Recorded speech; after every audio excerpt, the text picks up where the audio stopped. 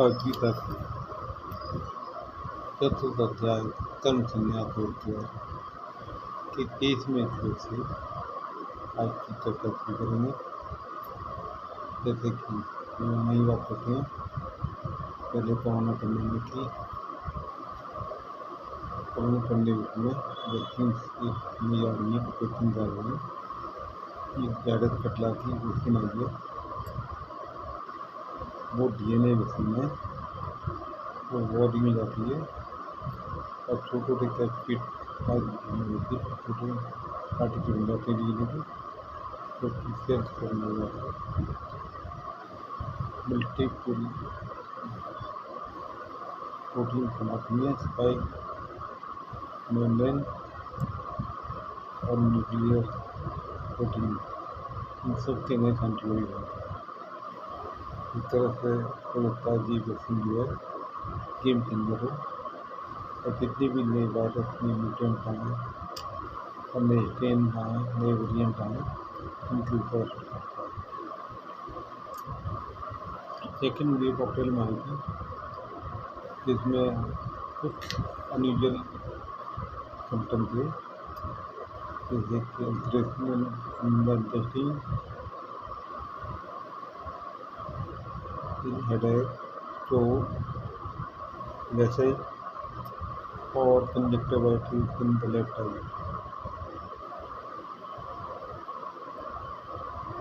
तो basic 3 pillar हैं safety की: masking, social distancing and hygiene.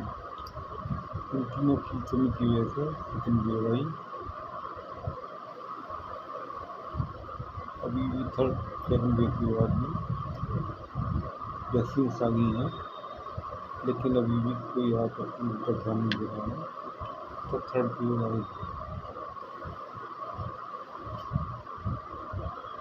अब ये छोटी छोटी कुछ कहानियाँ लिखी हैं। एक सन्यासी ने एक वाइट बोर्ड पे एक ब्लैक बोर्ड रखा, बहुत लोग बैठे थे उसमें सभागार में, इन सबसे पूछा इनको क्या दिखाई दे रहा है। सबने ब्लैक बोर्ड को उधार किया। सन्यासी ने बड़ा आश्चर्य कहा, इतना बड़ा वाइट बोर्ड है और किसी को दिखाई नहीं दे रहा। हम भी अनयूजुअल एक्सेप्शनल चीज़ों पर ज़्यादा ध्यान देते हैं, जो कॉमन चीज़ें जो ज़्यादा होती हैं उन पर ध्यान देते हैं। परमात्मा भी इतना विशाल है, हमें ध्यान करेगा, लेकिन चोट की कमियाँ ध्यान नहीं लगी हैं।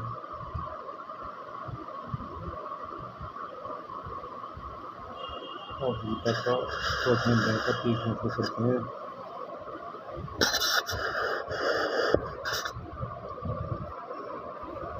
गतसंगस्य मुक्तस्य ज्ञानावस्थितचेतसा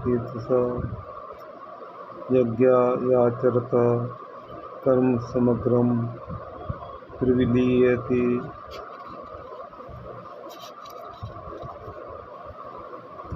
निसंग मुक्त ज्ञान में अवस्थित चित्त वाले पुरुष का यज्ञ के लिए जो कर्म आश्रित होता है, स्पष्ट रूप से उसका लय हो जाता है। कर्म मीमांसा गण जिसे अपूर्व कहते हैं, निष्काम कर्मयोगी के समझ कर्म और सफलता को प्राप्त नहीं होती। कर्म मीमांसक जन्मिका मत है कि पुरुष के द्वारा किए गए कर्म अपूर्व स्वरूप प्राप्त होकर जन्म जन्मांतर में फल प्रदान करते हैं। निष्काम कर्मयोगी के वश में यह संभव है।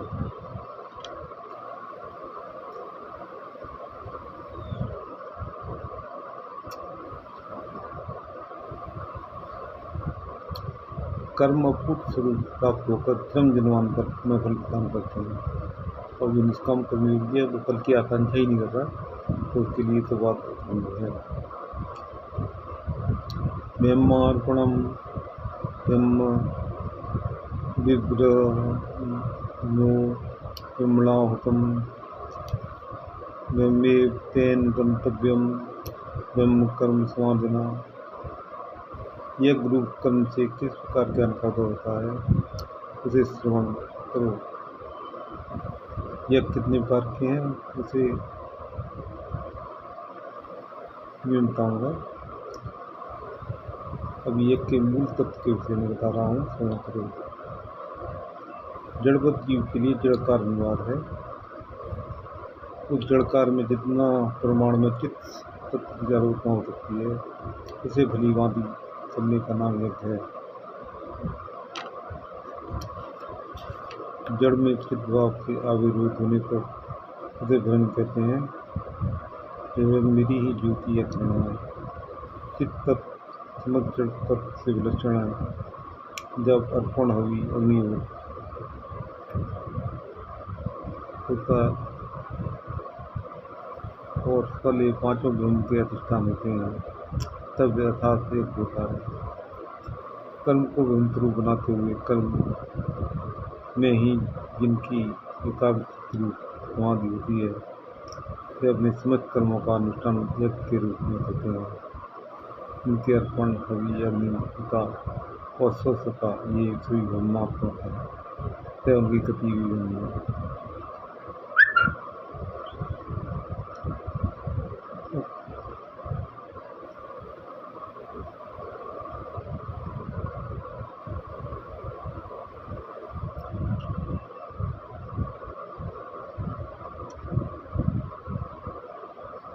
पांच तरह के गुण होते हैं: अर्पण हवि अग्नि होता और स्वच्छता।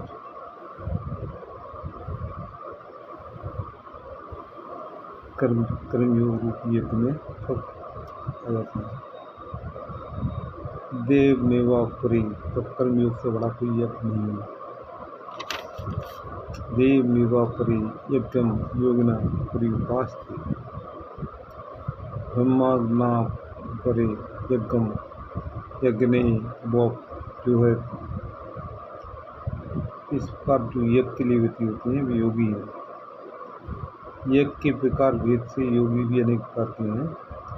जितने प्रकार के यज्ञ हैं उतने प्रकार के योगी हैं। इस प्रकार यज्ञ के प्रति जो होती है वो योगी हैं। अनेक प्रकार यज्ञ होते हैं तो अनेक प्रकार योगी हैं। इस प्रकार भिन्न भिन्न रूपों में देखने से यज्ञ और योगी अनेक प्रकार के होते हैं, परंतु विज्ञान पूर्वक वाक करने से समझते हैं कि कर्म यज्ञ, तप में यज्ञ, ज्ञान यज्ञ, चित्तालोकनाथ और करते हैं। यह करने वाले व्यक्ति को योगी कहते हैं।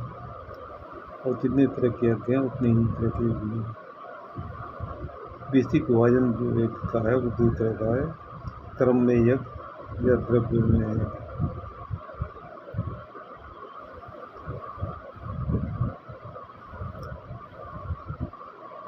कर्म यज्ञ और ज्ञान यज्ञ।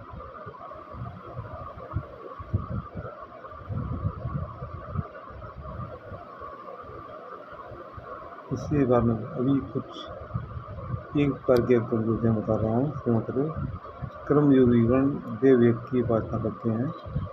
इससे इन गुणादि रूप में मिले माइक सामर्थ्य अधिकृत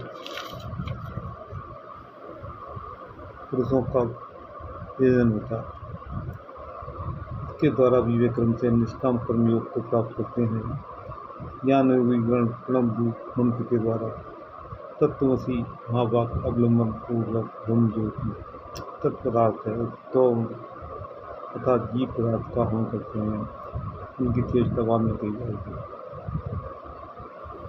श्रोत्रादीनो दीनीन्द्रियान्य साय माग्नि तु जुहति शब्दादीन विषयानन्य इंद्रियाग्नेषु जुहति। नैष्ठिक ब्रह्मचारीगण मन संयम रूपी अग्नि में कणादि इंद्रियों को हवन करते हैं। लोक शब्दादि विषय समूह को इंद्रिय रूप अग्नि में हवन करते हैं। सर्वाणि इंद्रिय कर्माणि प्राण कर्माणि प्राप्ते आत्म संयोग योगाग्नो जुहति ज्ञान रूप। प्रत्येगात्मा ब्रह्म या जीवात्मा या परमात्मा का अनुसंधान करने वाले केवलवादी पर रंजन आदि योगीगण समस्त इंद्रियों के कर्म और 10 प्रकार के प्राणों के कर्मों को तोम प्रभाव स्वरूप सुख जीवात्मा पर नहीं करते हैं। विषय की ओर उन्मुख आत्मा का ही नाम परमात्मा या विषय त्यागी आत्मा का ही नाम त्याग आत्मा है। ये लोग ऐसा सिद्धांत करते हैं कि एक प्रत्येक आत्मा के अतिरिक्त मन आदि कुछ नहीं है। द्रव्यज्ञास्त योग यज्ञास्त तथा करे स्वाध्याय ज्ञान यज्ञाश्च संचित होता। इन सभी यज्ञों को 4 भागों में व्यक्त किया जा सकता है। द्रव्यज्ञ, तपयोग, योग यज्ञ और स्वाध्याय ज्ञान यज्ञ। द्रव्यों से संबंधित यज्ञ को द्रव्यज्ञ, कृच्छ, चंद्रायण और चातुर्मास आदि को तपोयज्ञ, अष्टांग योग को योग यज्ञ और वेदांत विचार पूर्वक अचित विचार को ज्ञान कहा जाता है। इन चारों प्रकार की यज्ञ के लिए यज्ञशील व्यक्ति को तीक्ष्ण गति कहा जाता है। 4 प्रत्यय में द्रव्यज्ञ, तपोयज्ञ, योग यज्ञ एवं स्वाध्याय ज्ञान यज्ञ। इन चारों में स्वाध्याय ज्ञान यज्ञ श्रेष्ठ है। अपानी भूति प्राणम प्राणे मान तथा परे प्राण पान गति रुद्वा प्राणायाम परायणाम अपरे नेता हरा प्राणान प्राणे जीवति।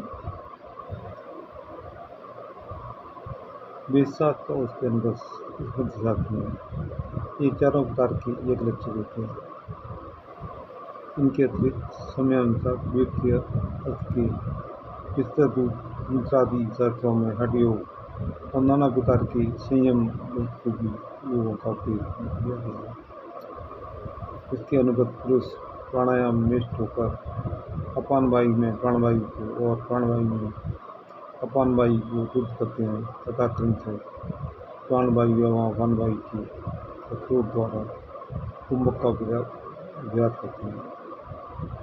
कोई आहार घटाकर सभी प्राणों को हल करते हैं। इस श्लोक में जो 20वीं बात है, प्राणवायु में अपान वायु, अपान वायु में प्राणवायु को बद्ध करते हैं। इसी तरह की ब्रीथिंग एक्सरसाइज है। सांस लेते थे हमको सांस रोक लिया और सांस रुकी हुई है, उसमें सांस चालू किया। सर्वे पैति यज्ञ विदो यज्ञ लक्षित कलमसा यज्ञ शिष्टा मृत्युजो साम ब्रह्म सनातन। ये सभी यज्ञ तत्वविद यज्ञ द्वारा पाप रहित होकर यज्ञ के अवशिष्ट अमृत का भोजन कर बाद में पूर्वोक्त सनातन धर्म को प्राप्त करते हैं। नायम लोका स्ते यज्ञस्य कुतोऽन्ये पुरुषोत्तम। अतएव कुरुश्रेष्ठ अर्जुन, यज्ञ न करने वाले के लिए ये लोक की ही प्राप्ति संभव नहीं है, तो पर लोक प्राप्ति किस प्रकार संभव होगी। अतः यज्ञ ही कर्तव्य कर्म है। इससे यही समझना चाहिए कि स्मार्ट वर्णाश्रम अष्टांग योग और गरीब योग आदि आदि सभी यज्ञ हैं। कर्मदान भी एक विशेष है। एक के अतिरिक्त जगत में और कुछ कर्म नहीं है, और यदि कुछ है तो वे विकर्म है। एवं बहुविधा यज्ञा विद्या ब्रह्मणो सके क्रम ज्ञान विद्धि तान वर्वा एवं त्यागवाद विमोक्ष। चलो आगे ये समस्त प्रकार के यज्ञ या तो वेद में बने थे या वेद के अनुगत अन्य शास्त्रों में बने थे। ये सभी तन मन वचन के कर्म से जुड़े हैं, अतः कर्म है। इस प्रकार कर्म तत्व का विचार करने में समर्थ होने पर तुम कर्म बंधन से मुक्त लाभ कर सकते हो।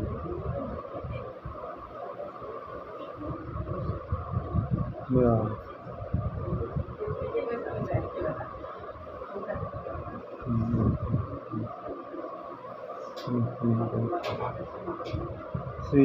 दिव्यं मां ज्ञानो यज्ञा पुरन्तका सर्वं कर्मफलं पार्थ ज्ञानी पुरुषार्थी।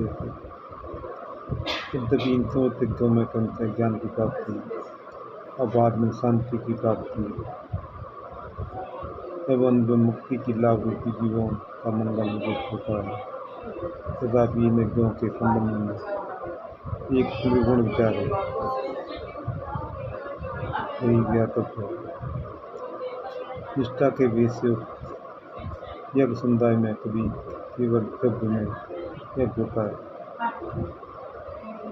द्रव्य में यज्ञ, ज्ञान में यज्ञ, कभी ज्ञान में यज्ञ होता है। ज्ञान में यज्ञ, द्रव्य में यज्ञ की अपेक्षा अत्यंत श्रेष्ठ है। ये पाप समस्त कर्मी ज्ञान के परिसमाप्ति लाभ करते हैं। जब नष्ट होते होते समस्त चितालोचना से रहित हो जाते हैं, तभी समस्त व्यवहार केवल द्रव्य में होता है। जब चितालोचना का क्रम चलता रहता है, तब वस्तुतः द्रव्य में होकर यज्ञ में होता है, ज्ञान में हो जाता है। यज्ञ की केवल द्रव्य में व्यवस्था को कर्मकांड कहा जाता है। यज्ञ कार्य के अनुष्ठान में इसमें विशेष सचल रहना पड़ता है। तद्यपि प्रणिपातेन परपृच्छेन सेव्या उपदेशन्ति ते ज्ञानं ज्ञानं विपश्यन्ति। यदि तुम कहोगे द्रव्य में और ज्ञान में यज्ञ, भेद का विचार मेरे लिए कठिन है, तो मेरा उपदेश है कि तुम भेद विचार पूर्वक या ज्ञान प्राप्त करने के लिए तत्दर्शी गुरु का आश्रय ग्रहण करो। तब उन तत्दर्शी गुरु को दंडवत प्रणाम पूर्वक और सत्संग सेवा करेगा। संतुष्ट कर इस तब के विषय में जिज्ञासा करो, वे तुम्हें ज्ञान का उपदेश देंगे। यज्ञात्वा न पुनर्मोहमेव यास्यसि पांडव इन भूतान शेषाणि दस्यात्मन्यथो मयि।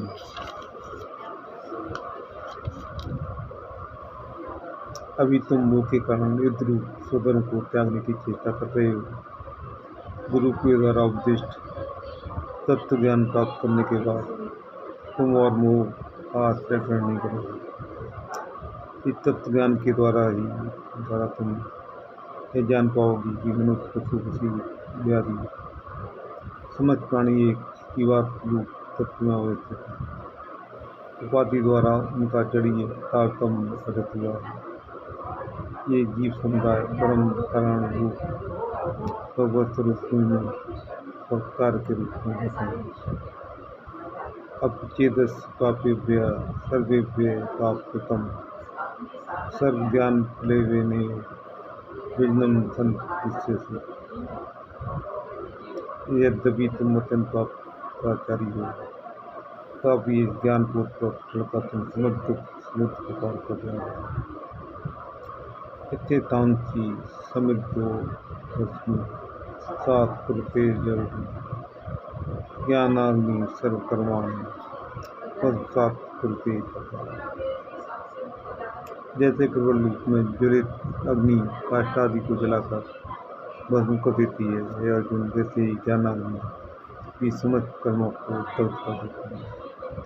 न ही ज्ञाने सद्ग्रह पवित्रमी विद्यते तत्स्वयं योग संसिद्ध काले ब्रह्मणि विन्दन्ति। ज्ञान अर्थात चिन्मय तत्व के समान पवित्र पदार्थ इस प्रकार से धार्मिक होते हैं। तो अपनी आत्मा में निष्काम करने के फलस्वरूप उस ज्ञान को काल क्रम से प्राप्त करेगा। इस वाक्य से यही समझो कि शांति ही ज्ञान का फल है, क्योंकि ज्ञान से श्रेष्ठ है। ज्ञान के समान से पवित्र और कुछ नहीं है। इस करने से यह नहीं बताया गया है कि ज्ञान उपलब्ध नहीं है।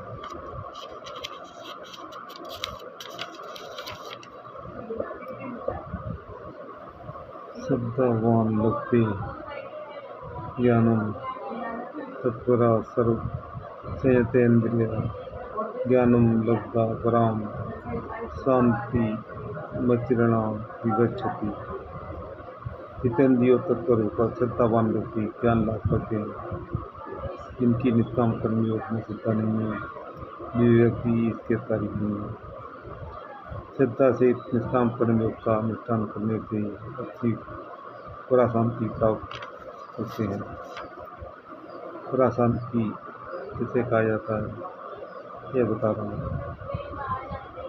यज्ञश्च सिद्धानश्च संस्यात्मा नश्यति नायं लोकास्ति न परो न सुखम संस्याति। कर्म तत्व अन्वित और श्रद्धालु व्यक्ति सर्वदा संस्यात्मा होते हैं। ऐसे लोगों का मंगल नहीं होता। वे इस लोक या परलोक में सुख नहीं मिलता है, क्योंकि संशय रूपी दुखी उनकी शांति को नष्ट होता है। योग संन्यास कर्माणि मां संचन संशय आत्मबंधम न कर्माणि निर्धनंति धनंजय। अतः धनंजय जो निष्काम कर्मियों द्वारा कर्म संन्यास करते हैं, ज्ञान द्वारा संशय नाश करते हैं, आत्मा के चिन्मय स्वरूप से होते हैं, उन्हें कोई करना नहीं होता। तस्मात् ज्ञान संभूतम यस्तम ज्ञानात्मना चित्तेन संशयम योगमातिष्ठो तिष्ठो। अतः भारत निष्काम कर्म योग के विषय में तुम्हारा जो संशय हुआ वह ज्ञान दुखता है। उसका ज्ञान खड़क से छेदन करके निष्काम कर्म योग काफी अध्याय में विधि करी भगवान कृष्ण वस्तुओं के प्रकाश और निष्काम कर्म इस शिक्षा के बारे में बताया है। तो कहते हैं कि